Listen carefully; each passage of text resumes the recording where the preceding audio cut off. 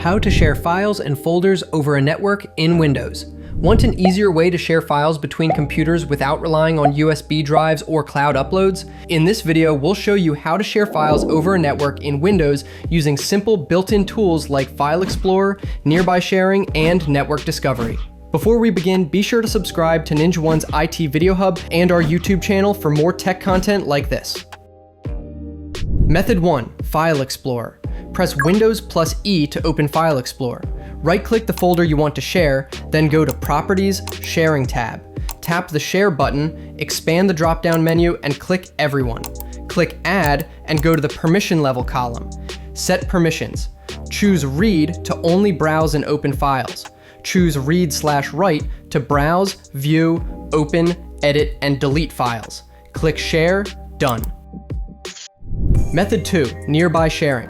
Press Windows plus I to open Settings. Go to System, Nearby Sharing. Enable Nearby Sharing and set your sharing preference. Common preferences are My Devices Only or Everyone Nearby. Next, press Windows plus E to open File Explorer.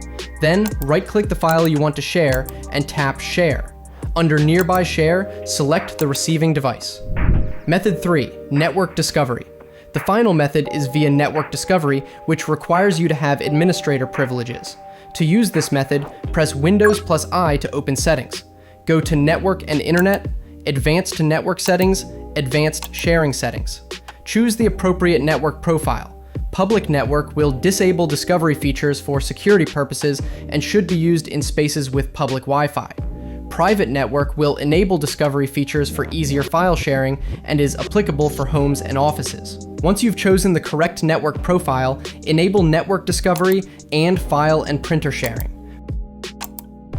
For more information, check out our official blog post on how to share files and folders over a network in Windows, linked in the description below.